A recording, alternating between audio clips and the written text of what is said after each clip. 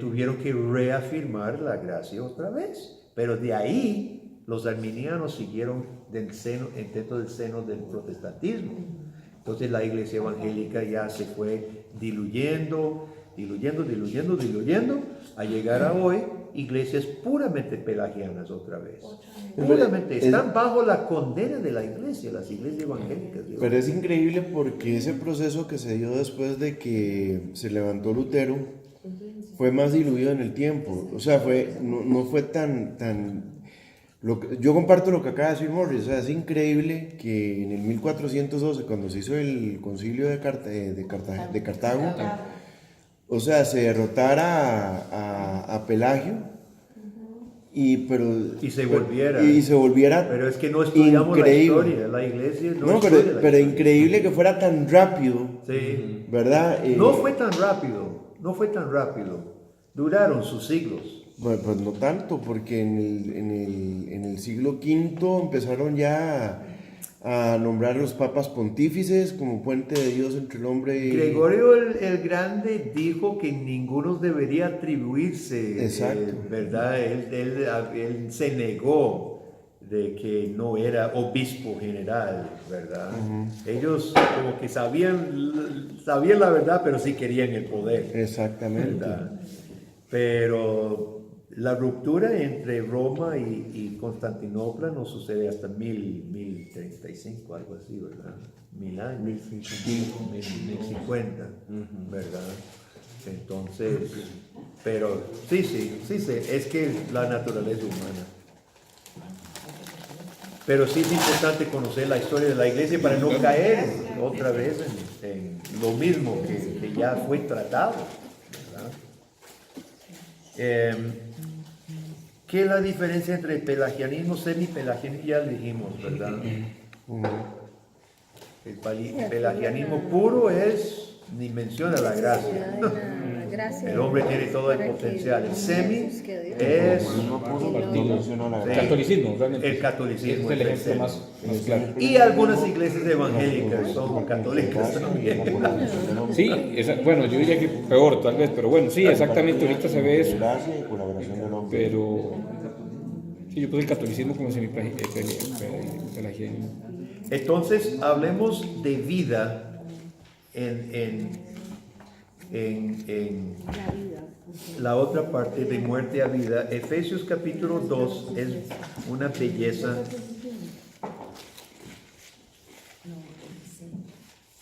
Que me encanta. Antes, cuando tenía cerebro, todavía lo tenía memorizado de 1 al 10.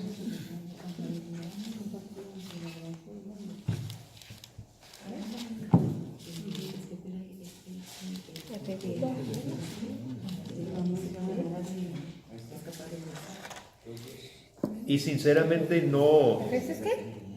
Efesios 2, del 1 al 10. Sinceramente no entiendo cómo, con pasajes tan claros como el que acabamos de leer en Romanos, y cómo las personas pueden enredarse sobre este asunto, porque mira, más claro no puede ser. Si las palabras significan algo, no hay forma más clara de definir. Pero era, pastor, que en este caso, por ejemplo, lo que nosotros hemos aprendido, más que estuvimos ahí metidos, por ejemplo, hoy también, es que a uno lo llevan a creer lo que ellos quieren que nosotros creamos, porque no le enseñan a uno a pensar.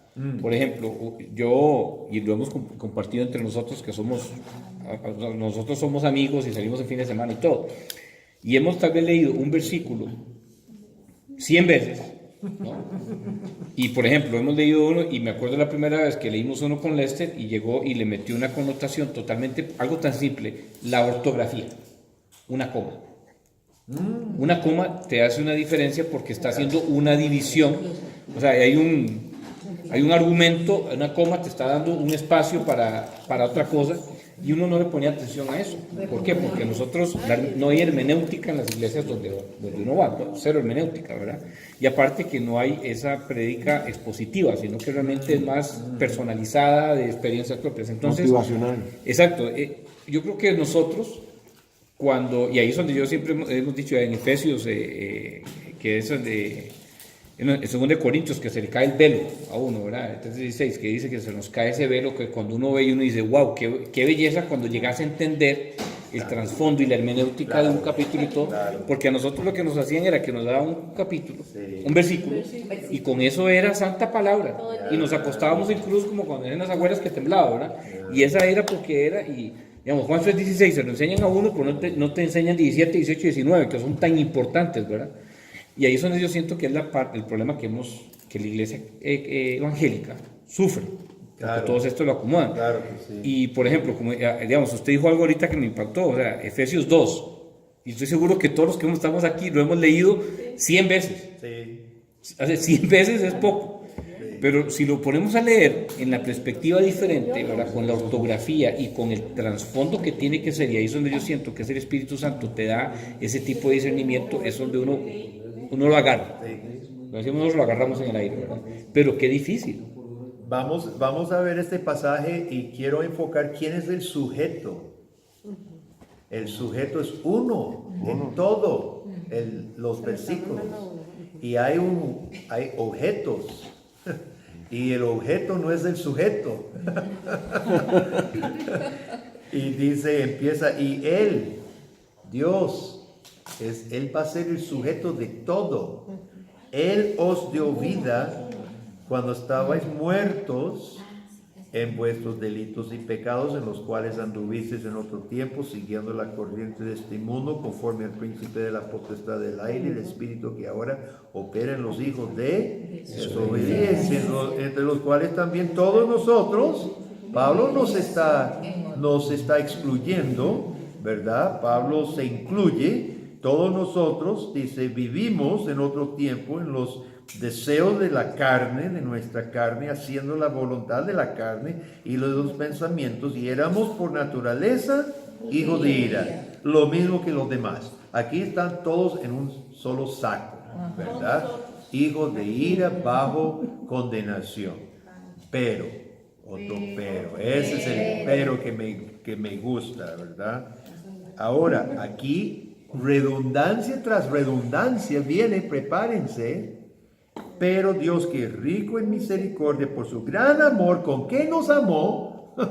Misericordia, amor y amor. ¿Ok? Y Pablo mete en 5 para que no perdamos el hilo, aún estando nosotros muertos en pecados. No, aquí Pablo está cerrando la puerta a cualquier mérito o fuerza o potencia humana. Dios va a hablar de lo que Dios ha hecho. Nosotros, estando en condición de muerte, ¿verdad? En nuestros pecados, nos dio vida juntamente con Cristo por gracia. Sois salvos. ¿Qué significa que es gracia? Gratis. No merecido. No merecido. Un regalo no merecido. Por gracia sois salvos. Y juntamente con Él nos resucitó y asimismo nos hizo sentar en los lugares celestiales con Cristo Jesús. Nada más tal vez para un paréntesis. ¿Qué significa? Porque la Biblia lo dice varias veces, estamos sentados con Cristo en lugares celestiales. ¿Qué significa eso? Esa es una palabra que nos... El otro día estábamos estudiando eso, bueno, tratando de estudiar. ¿Qué piensan? ¿Qué podría significar? ¿Algún otro pasaje que tal vez no use los mismos términos? La morada. No. ¿Qué cosa? La morada tenía que ver. Una morada con Él, eso es futura, ¿no? Yo siento que cuando habla de que estamos con Cristo sentados en regiones celestiales, es que cuando lugares celestiales, cuando accesamos al Espíritu Santo, es como si estuviéramos con Cristo como que el reino de los cielos está con nosotros caminando en ese momento. O sea, cuando estamos llenos del Espíritu Santo. ¿O estoy muy equivocado en eso? No está lejos, porque Pablo en Colosenses capítulo 3 dice, como estamos sentados con Cristo en gloria, caminemos en santidad, ¿ok? Eso está bien. Eso no es una promesa, porque, no es una promesa para cuando estemos en la presencia de Dios. Porque dices, está hablando en presente. en los lugares celestiales con Cristo Jesús para mostrar en los siglos venideros las abundantes riquezas de su gracia en su bondad para con nosotros en Cristo Jesús. ¿Por qué? Porque nosotros siempre nos enseñaron que es estar sentado en lugares celestiales. A lo que nos decían en la iglesia pentecostal es que nosotros somos reyes. Sí. ¿Verdad? Estamos al nivel de un rey. Porque Jesús caminó en la tierra, Jesús estuvo al mismo nivel nuestro. Entonces nosotros estamos, y muchas de las iglesias nos enseñaron de que nosotros caminamos al mismo nivel de Cristo. Obviamente eso es lo que te dicen. Por ejemplo, digamos, Kashuna que decimos Jehová Junior, era la famosa frase que usa Kashuna, y por ahí hay otros que dicen otras cosas. Entonces a nosotros nos enseñaban que estar sentado en lugares celestiales, dice, ve, ahí dice que usted es rey, que usted tiene la potestad de cambiar y de hacer lo mismo que hizo Cristo porque estamos al mismo nivel. Pero lo que yo acabo de decir no es eso. No, yo le estoy diciendo lo exacto. Y la morada entonces es en el futuro. Aquí, Cristo va a preparar morada para nosotros, se fue para preparar. Exacto, en el lenguaje actual dice Eso es lo que nos esperaría. que por eso, aunque estábamos muertos por culpa de nuestros pecados, Él nos dio vida a resucitar a Cristo. Nos hemos salvado gracias al amor de Dios. Nos resucitó y nos dio un lugar en el cielo junto a Él. no sé si es en pasado o en Romanos presente. 5, yo creo que ese es el mejor contexto en otros términos. Y no es tanto lo que vos te referiste en, por ejemplo, la santidad y el Espíritu. Ya la mataron. Es más bien una consecuencia, no es el hecho, no es la esencia, es una consecuencia. Una consecuencia. En Romanos 5 yo pienso que tenemos la interpretación con otras palabras de esto, y no es un asunto experimentado. Bueno, veamos Romanos 5:1. Justificados pues por la fe, tenemos que Paz. ¿Qué es esa paz? ¿Qué paz tenemos? Seguridad. Una relación con Dios. Como diría Filipenses 4:4. Sin pecado. La paz de Dios que sobrepasa todo entendimiento. Ok, esas son las opiniones más comunes. Siga leyendo, pero lea con cuidado. Para con Dios. Para con Dios. Por medio de nuestros hermanos. ¿Qué paz es? Para con Dios. Para con Dios. ¿Qué es esa paz? ¿Qué paz es? Una amistad, una relación. Rota. Reconciliados. ¿Esta paz se siente? Esta paz no se siente. Eso es una relación legal. Por eso necesitamos justificación. Estamos echados de la presencia de nuestro Creador. Hemos violado pacto, porque Dios hizo pacto con Adán, y todos estamos bajo ese pacto de obras en que Adán fue criado, y hemos sido destituidos sin merecimiento alguno de poder entrar a la presencia de Dios más. Somos reos de muerte, enemigos de Dios. Pero llegamos a ser justificados Pues por la fe. mediante la fe en Cristo, porque Pablo ya dijo lo que leímos, Él es la propiciación, y todo capítulo 4 dice más, creo que 13 veces, imputar. La justicia de Dios es imputada. Imputada es el juez que golpea su mesa y declara inocente o culpable. Usted se le imputa inocencia o culpa. Pablo dice en capítulo 4, por la fe, la justicia de Cristo, una justicia ajena. Lutero decía, justicia aliena, una justicia ajena. Eso fue el gran descubrimiento de la Reforma. No hacemos nuestra propia justicia que Roma enseñaba. Usted la tiene que pulsear comprando indulgencias, haciendo esta cosa para tener justicia usted, para presentarse ojalá el día final y no pasar demasiados años en el purgatorio y poder salvarse. La justicia de Jesucristo nos es acreditada, nos es imputada directamente. En ese momento usted está justificado ante Dios, es reconciliado. Pero esto es un acto divino que sucede en el cielo. No sucede en la tierra ni en mi corazón. No tiene nada que ver con paz de tranquilidad. Nada. Aquí. Hay una paz que sobrepasa todo Sí, entendimiento. pero no tiene nada que ver con la paz de tranquilidad. Esta es la reconciliación. Esto es una relación legal bajo pacto que necesita arreglarse por la justicia de Dios y Cristo la arregla. Por eso dice justificados, pero hay que leer capítulo 4, ¿verdad? Eso está en el contexto de 4. Justificados pues por la fe, ahora estamos reconciliados con Dios. Tenemos paz para con Dios. Ya no nos va a mandar al infierno.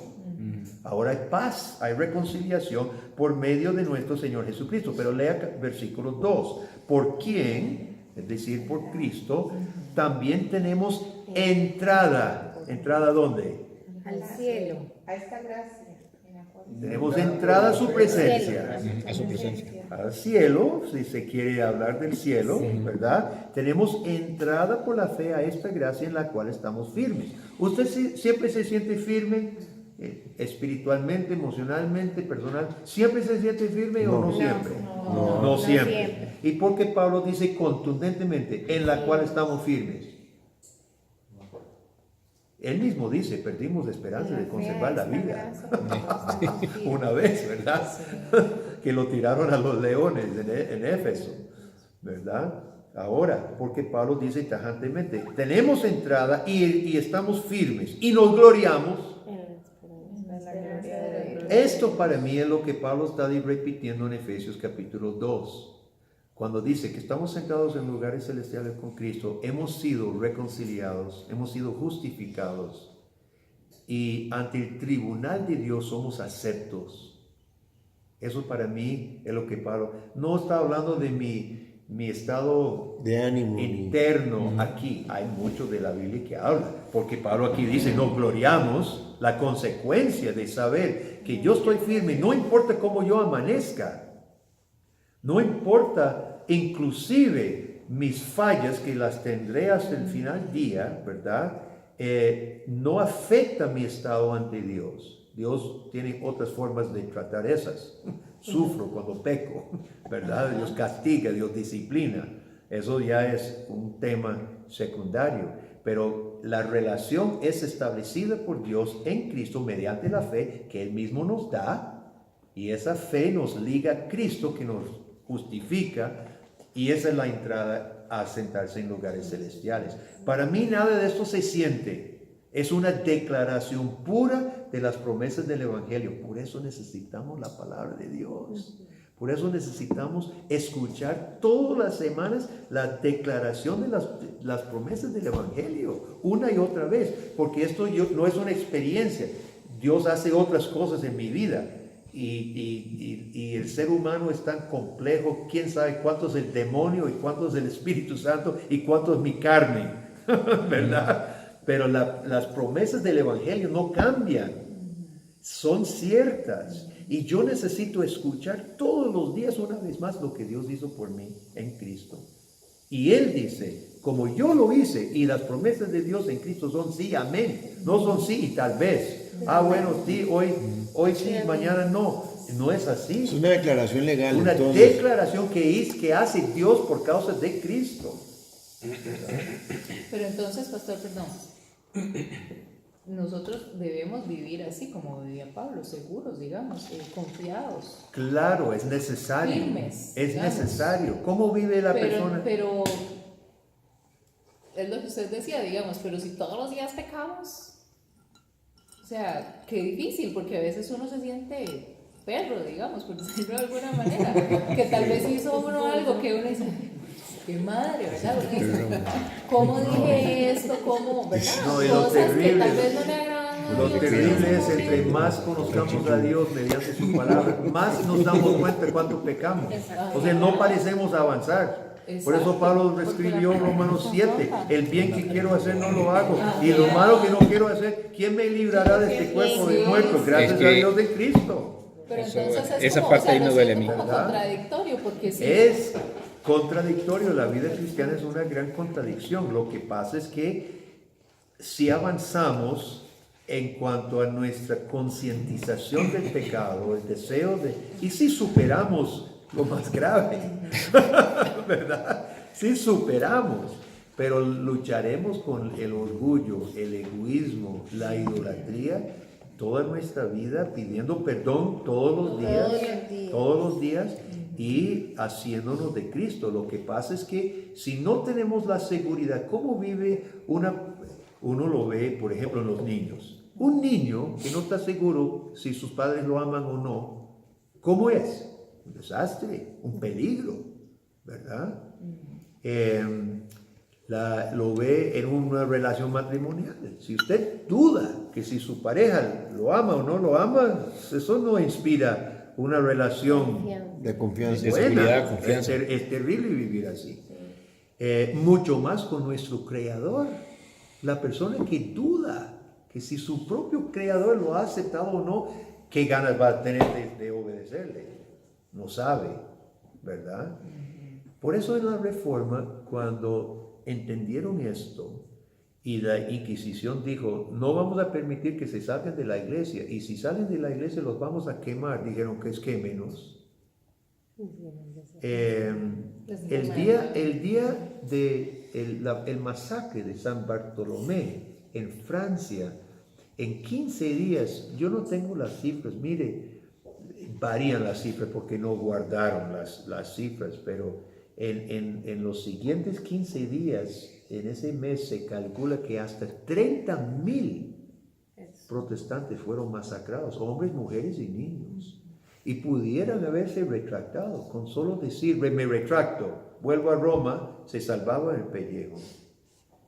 Y mujeres decían a sus hijos, chicos, no cedan, sabemos a quién pertenecemos, muera como hombre.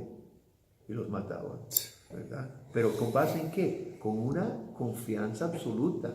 Más de un mártir, hay un caso famoso en Inglaterra, se me escapan los nombres, pero uno anima al otro. Eran catedráticos, pastores altos, ¿verdad? Universitarios y todo. Y uno le dice al otro, ánimo, hermano, hoy cenaremos con Cristo. Y fueron a la hoguera juntos, ¿verdad? Y los quemaron. Uno había firmado una retractación, ¿cómo se llama ese? Que había firmado una retractación en un momento débil y luego se retractó de haberse retractado. Entonces dice, pero te vamos a quemar. Dice, ya no me retracto ni me pregunte más, si quiere de una vez. Y trataron porque era un hombre de mucha influencia en la sociedad y siempre lo llevaron y metió su mano traicionera, dijo él, este va a quemar primero, y metió su propia mano en la llama porque me traicionó esta mano y muere primero. Oiga usted, pero con qué confianza vivían. Entonces sigamos aquí, porque yo sé que se está haciendo tarde. No, está lindísimo, no me preocupe. Dice, Y nos vamos a la chuela. estando nosotros muertos en pecados, nos dio vida juntamente con Cristo, por gracia soy salvo, juntamente con Él nos resucitó y así nos sentó en lugares celestiales con Cristo. Eso para mí es la relación legal, nos sentó justificándonos, para mostrar en los siglos venideros la abundancia y riqueza de su gracia. Otra vez, es gracia. Y fíjese que Dios es el sujeto, siempre ha sido el sujeto. Nosotros solo fuimos objetos de su gracia, ¿verdad? En su bondad para con nosotros, con Cristo Jesús, porque por gracia soy salvo. ¿Cuántas veces lo tiene que decir? Porque por gracia sois salvos por medio de la fe. Esto no es de vosotros, nada, ni la gracia ni la fe. Ni la gracia ni la fe es de vosotros, pues es don de Dios, no por obras.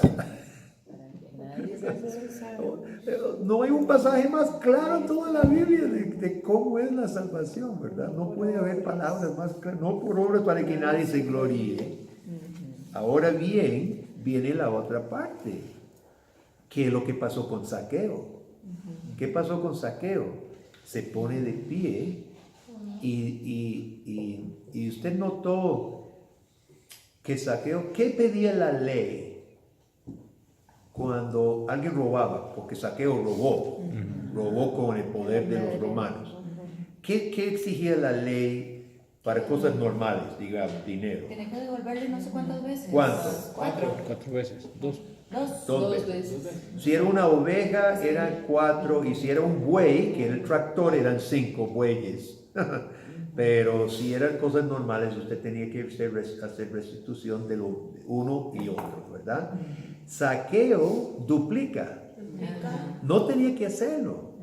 No estaba bajo obligación por la ley de dar 4 veces, ¿verdad? Le nace por gratitud duplicar lo que Dios había establecido. Y después dice, y el resto lo voy a dar a los pobres. ¿Verdad? Entonces algo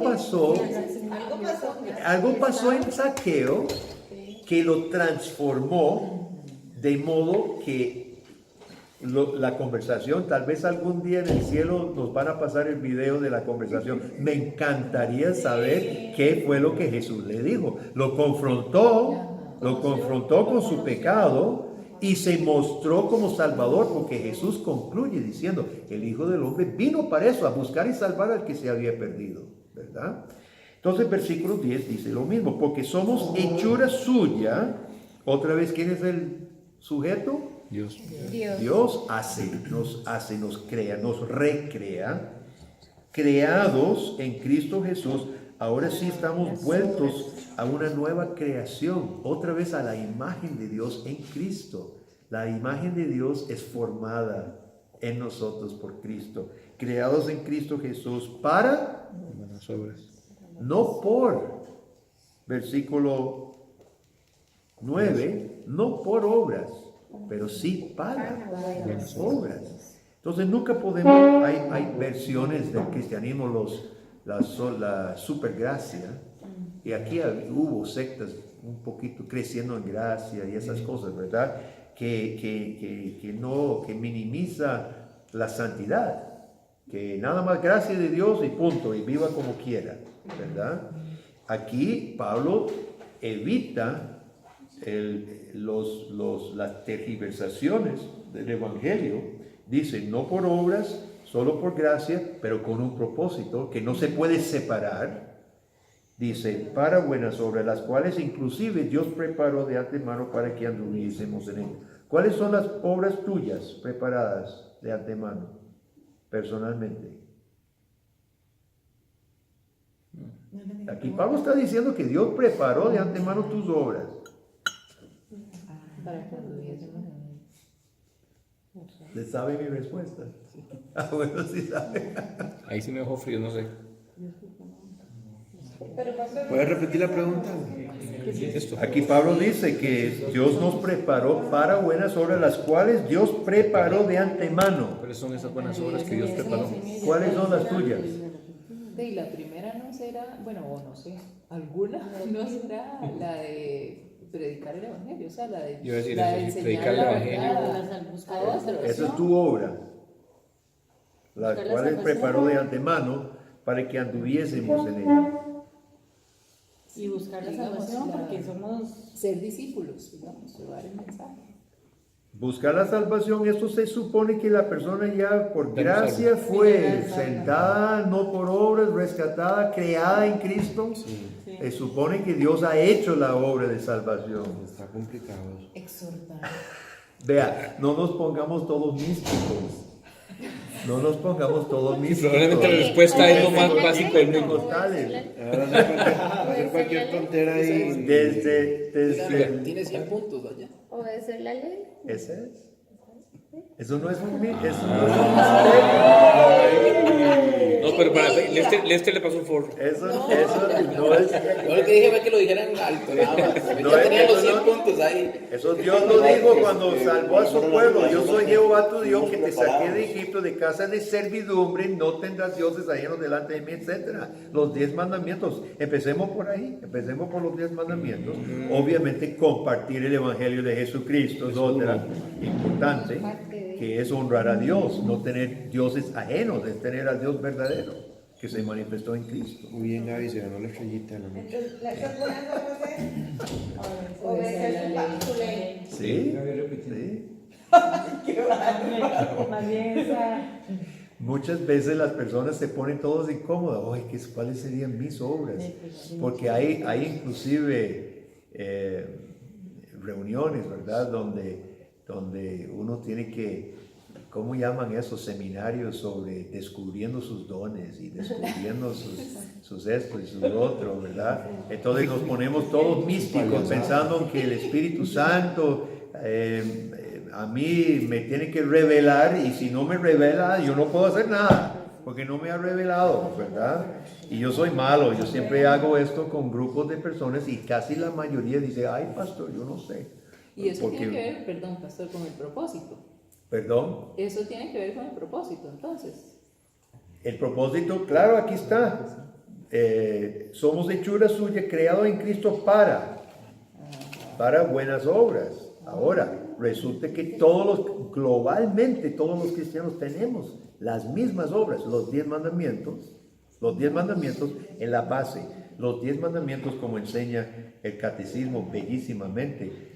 Usted, de los 10 mandamientos sale todo, ¿verdad? Sale todo. Cuando usted amplía cada mandamiento, el lado positivo de cada mandamiento a la luz del resto de la Biblia, es toda la vida cristiana.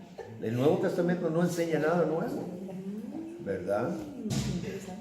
Porque esa siempre ha sido una pregunta que, digamos, que le dicen a uno, o sea, que para que uno se la medite, busque cuál es su propósito, busque cuál es su don, cuál será mi propósito. Y entonces uno, como no recibió una revelación directa, se queda en la banca, ¿verdad?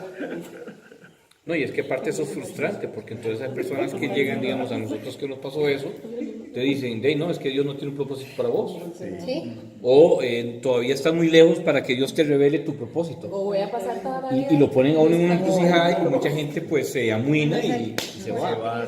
Y bueno, tengo un amigo que, por ejemplo, hace 6 meses para acá me dice que Dios le está hablando, ¿verdad? Que hasta ahora ya vio que hay un don, que Dios ya le reveló su don y su vocación. Hasta ahora. Y hasta ahora. Después de tanta oración y ayuno, porque casi todo lo amarran con oración y ayuno, ¿verdad? Y andan, parecen los publicanos en la esquina que andan en eso, y me dice ahorita que hasta ahora ya está escuchando la voz de Dios directamente. Porque eso que digamos, que decía mi esposa es cierto, no lo ponen, ore para que nos decían, para que Dios le revele cuál es el propósito tuyo en tu vida, ¿verdad? Y cuál es el don, porque todos tenemos diferentes dones. Si no nos decían con Y lo ponían a uno en la encrucijada. Ay, como dice la palabra, hay Es que ver las triste. cosas que no son como si fuesen. Ajá, ver las cosas que no son y declarar las que no son. Está hablando de la justificación, llamó a un pecador justo en ese contexto.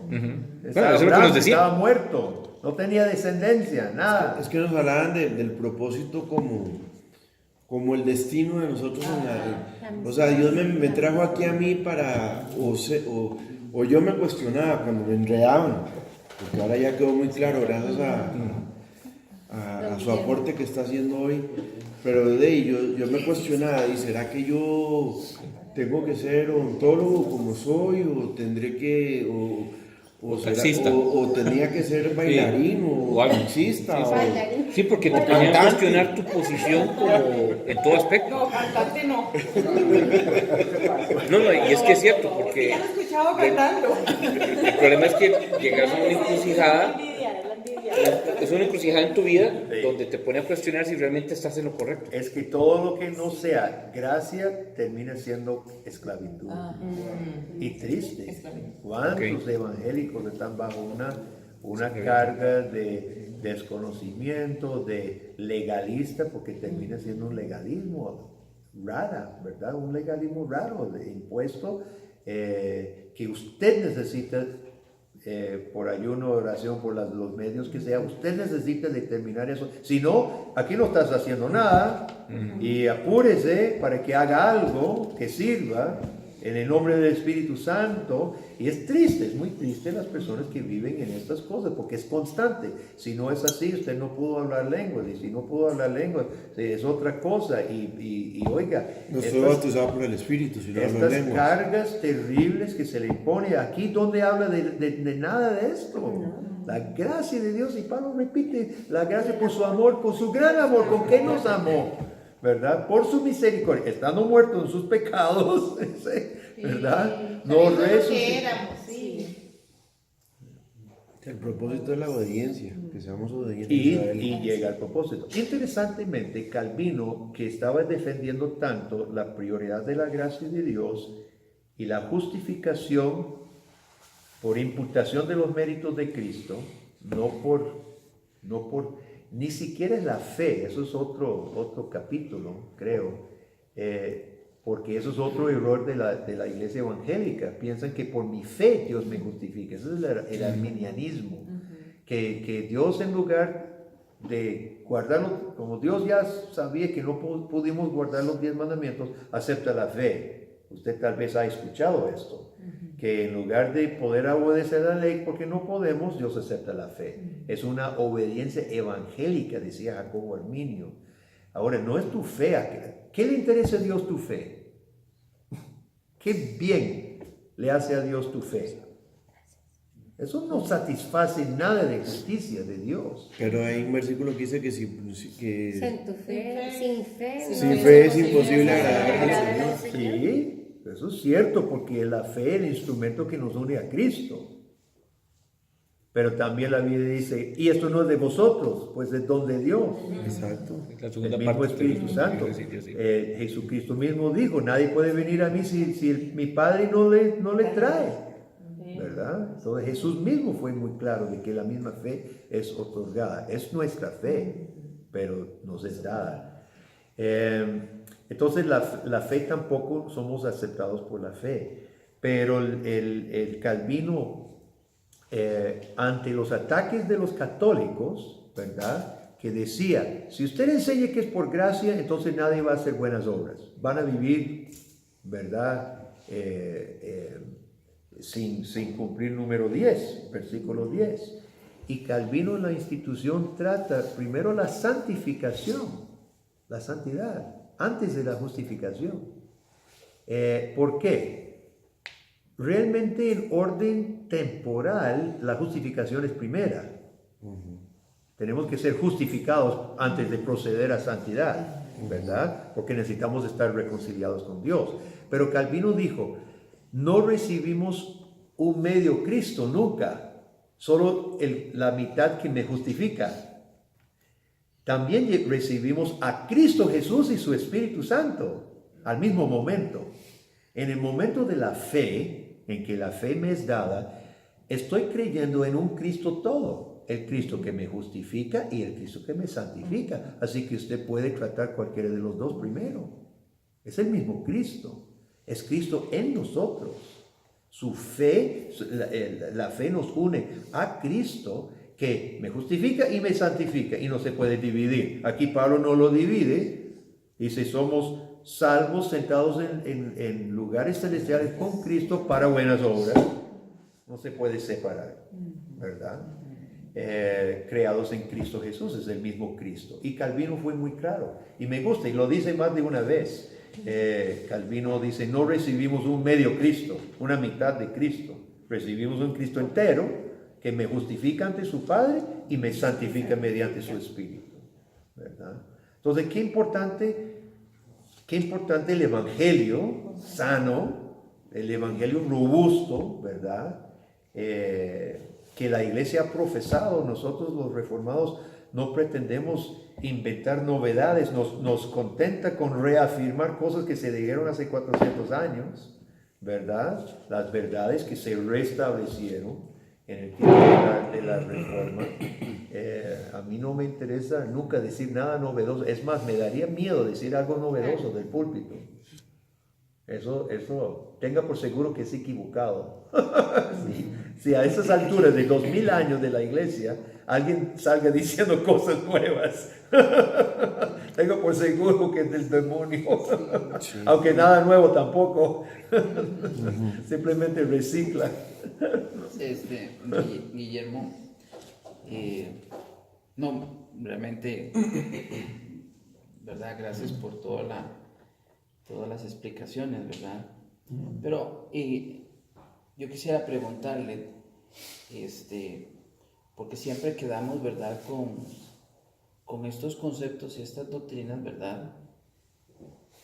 Pero sí es algo que se aplica, ¿verdad? Es algo que se debe aplicar en nuestra vida cristiana. por lo menos ahorita hemos visto estos dos conceptos. Primero, la incapacidad total del hombre, y ya se adelantó Guillermo, si lo vieron, hablando un poco de la justificación, pero beneficios para nuestra vida cristiana. Para la próxima edición tiene que agregar 9.